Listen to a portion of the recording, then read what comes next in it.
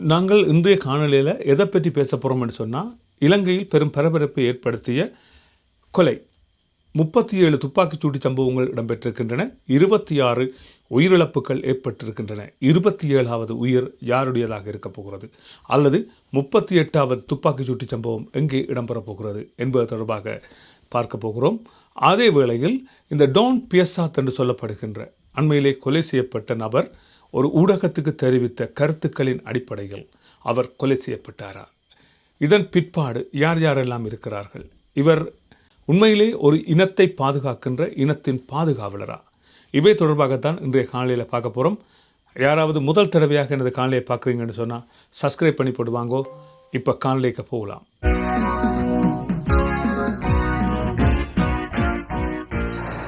வணக்கம் பிரபுகளே, எப்படி நலமாக இருக்கிறீர்களா? மீண்டும் ஒரு காணொலியில் உங்களை சந்திப்பதை இட்டு மற்றத்தை மகிழ்ச்சி கொள்கின்றேன்.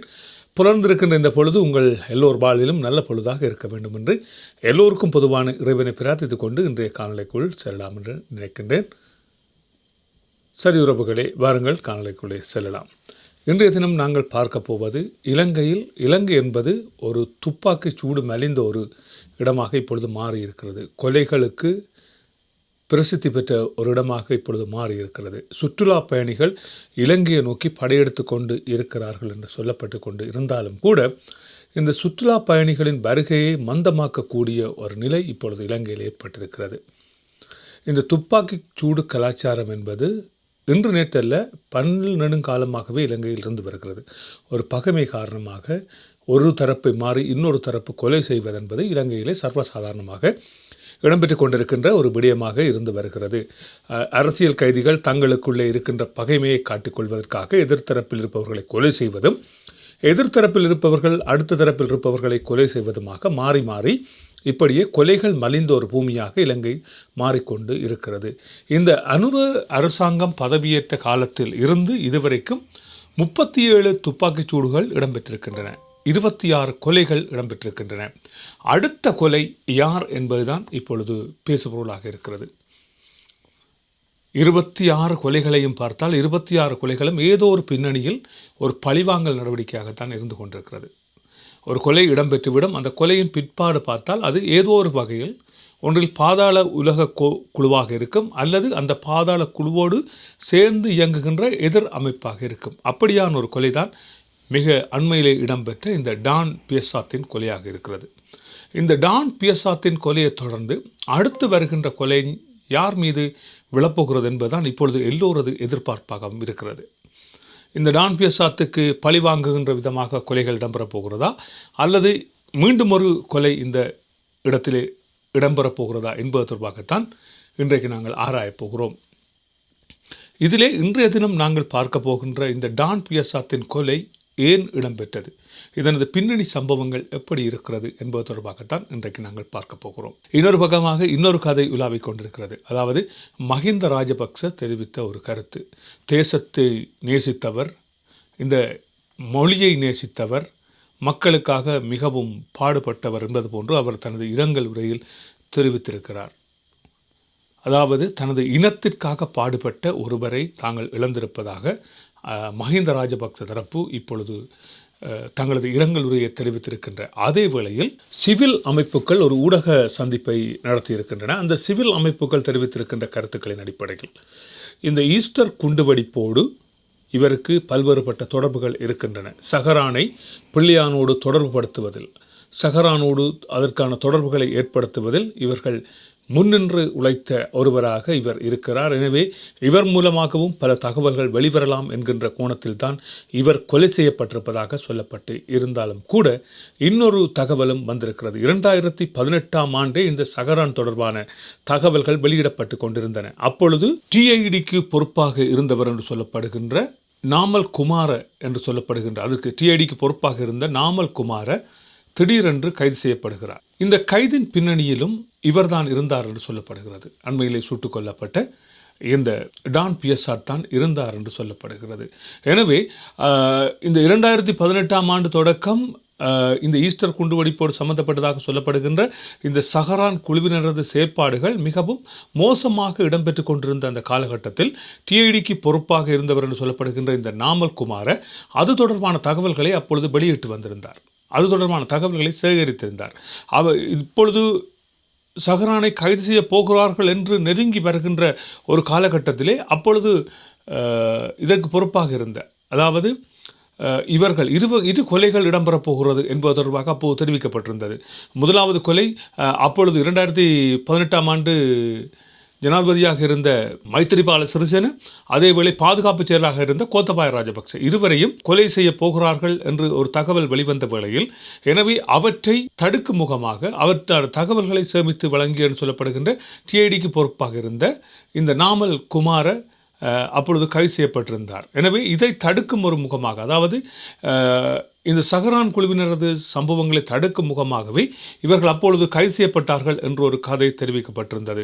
எனவே அதனது பிற்புலங்கள் எல்லாம் விசாரிக்கப்பட்டு பல்வேறுபட்ட உண்மைகள் வெளிவரப் போகின்றன என்கின்ற ஒரு காரணத்தினால்தான் இவர்கள் கொலை செய்யப்பட்டார்கள் என்று சிவில் பாதுகாப்பு அமைப்பால் குற்றம் சாட்டப்பட்டு இருக்கின்ற இதே வேளையில் இந்த கொலைக்கு மற்றொரு காரணம் இருப்பதாக சொல்லப்படுகிறது. உங்கள் எல்லோருக்குமே தெரியும், இந்த சமுதித்த என்று சொல்லி ஒரு ஊடகவியலாளர் இருக்கிறார்.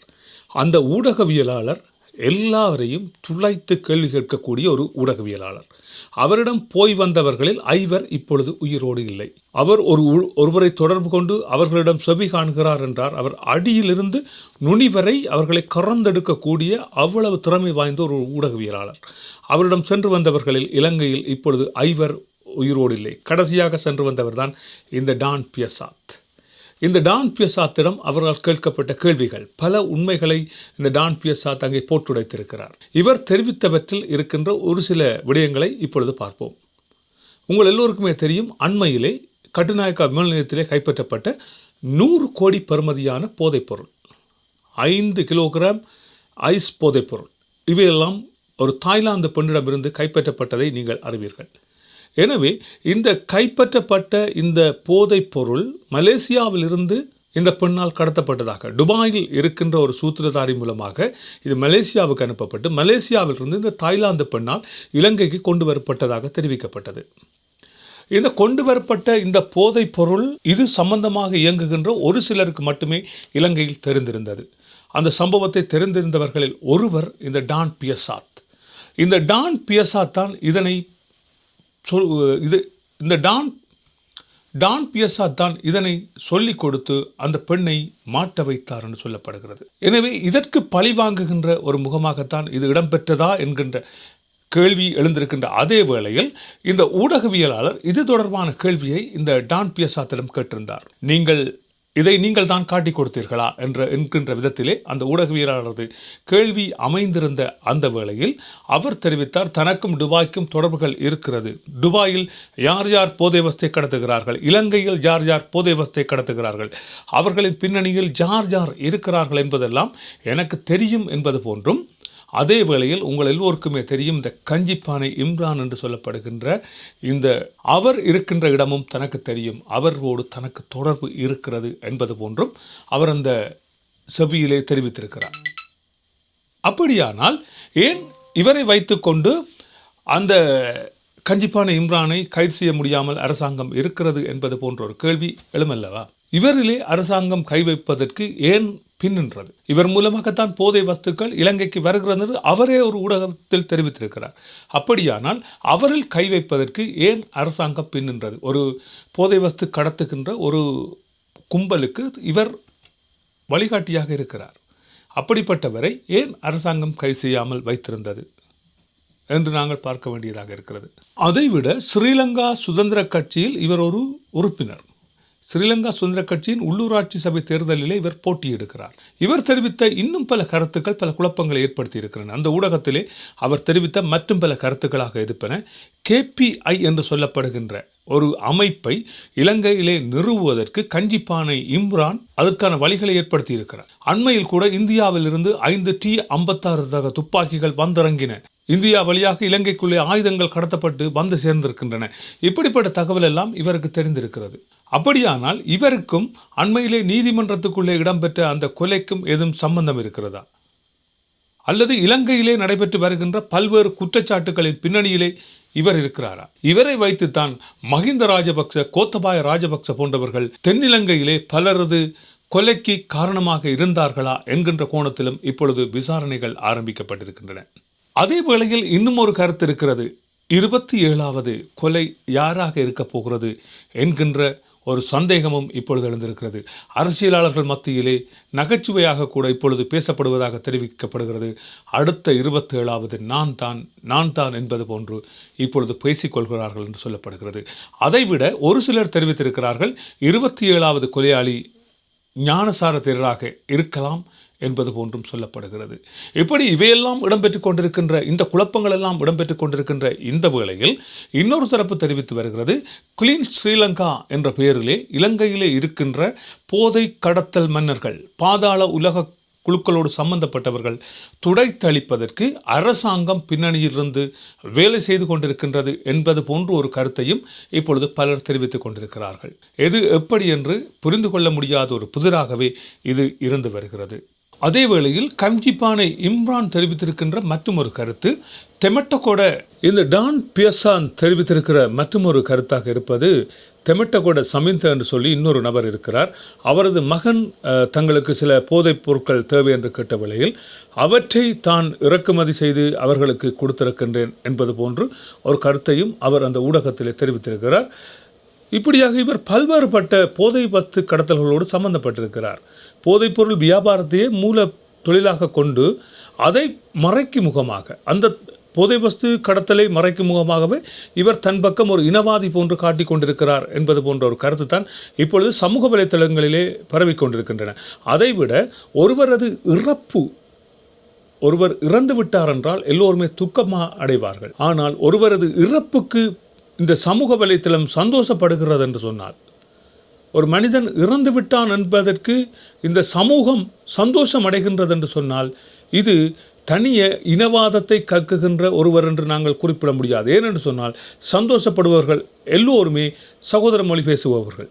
சகோதர மொழி பேசுபவர்களது சமூக வலைத்தளங்களிலே இவரது படத்தை போட்டு சந்தோஷமான செய்திகளை அங்கே பகிரப்பட்டு கொண்டிருக்கின்றன. எம்மவர்களுக்கு இவரை பற்றி பெரிதாக தெரியாது. எம்மவர்களுக்கு தெரிந்தது ஒரே 1-2 விடயங்கள் மட்டுமே. அதாவது அண்மையிலே இடம்பெற்ற இந்த மே 18 நினைவு அனுஷ்டிப்பை குழப்பினார் என்கின்ற ஒரு விடயம். அதைவிட இந்த அறகல காலப்பகுதியிலே அங்கே இருந்தவர்கள் மீது மேற்கொள்ளப்பட்ட தாக்குதலுக்கு இவர் தலைமை தாங்கினார் என்பது போன்ற ஒரு கருத்துக்கள் மட்டுமே எம்மவர் மத்தியிலே பரப்பப்பட்டு வந்தன. ஆனால் இப்படியான பல சம்பவங்கள் எம்மவர்களுக்கு தெரிவதற்கு சாத்தியமில்லை.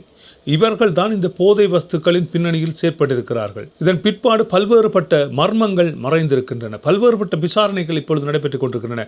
ஒரு பக்கத்தில் இவரது மனைவியின் தங்கையும் கைது செய்யப்பட்டிருக்கிறார். இவர்தான் இதற்குரிய காரணமாக இருக்கலாம் என்று சொல்லி, அதே வேளையில் அண்மைய காணொலியிலே நான் தெரிவித்திருக்கிறேன், இவரோடு முரண்பட்டு கொண்ட இவரது தம்பியை கொலை செய்த தகப்பனும் மகனும் தேடப்பட்டு வருகிறார்கள் என்று சொல்லி, அதே வேளையில் இன்னொருவர் கைது செய்யப்பட்டு அவரிடம் விசாரணைகள் மேற்கொள்ளப்பட்டு வருகின்ற வேளையில் கஞ்சிப்பானை இம்ரான் மூலமாகத்தான் நான் இவரை கொலை செய்தேன் என்று அவர் ஒப்புதல் வாக்குமூலம் அளித்திருப்பதாக அந்த காணொலியும் எங்களுக்கு தெரிவித்திருந்தது. ஆனாலும் இவர்கள் பின்னணியிலே ஏதோ ஒரு சக்தி இயங்கிக் கொண்டிருக்கிறது. ஏதோ ஒரு விடயம் மறைக்கப்படுகிறது. ஏதோ ஒரு பெரும் விவரம் இவர்கள் பின்னால் மறைந்திருக்கிறது. விசாரணைகள் இடம்பெற்று கொண்டு வரும். விசாரணையின் பிற்பாடு இவையெல்லாம் தெரிய வரும். ஆனாலும் இன்னொரு பக்கத்தால் பார்க்க வேண்டும். விசாரணைகள் இடம்பெறுகிறது. விசாரணையின் பின்னணியில் என்ன வருகிறது? பட்டலந்த வதை முகாம் என்று சொல்லி அந்த வதை முகாமில் ரணில் சம்பந்தப்பட்டிருக்கிறார், எனவே அவரை கைது செய்யப் போகிறோம் என்று தொடங்கியவர்கள் இன்று அந்த கதையே இல்லை. கடந்த காணொலியில் நான் தெரிவித்தது போன்றுதான். ஒரு விடயம் வருகின்ற வேளையில் இன்னொரு விடயம் மறைந்து போய்விடும். இப்பொழுது இந்த துப்பாக்கிச்சூடு இது பின்னணி இப்பொழுது விவரித்து கொண்டிருக்கின்ற இதே வேளையில் இதனது விசாரணைகள் நிறைவடைந்து அறிக்கைகள் தயாரிக்கப்பட்டு கொண்டிருக்கின்ற வேளையில் நாளை மறுதினமோ இன்னொரு துப்பாக்கிச்சூட்டு சம்பவம் அல்லது இன்னொரு கடத்தல் இடம்பெறும். இவ்வாறு இடம்பெறுகின்ற வேளையில் இவரது சம்பவம் அப்படியே தூக்கி வைக்கப்பட்டு அதை பற்றி பேசுகின்ற ஒரு சந்தர்ப்பம் வர, இதுதான் இலங்கையில் இப்பொழுது நடைபெற்றுக் கொண்டிருக்கிறது.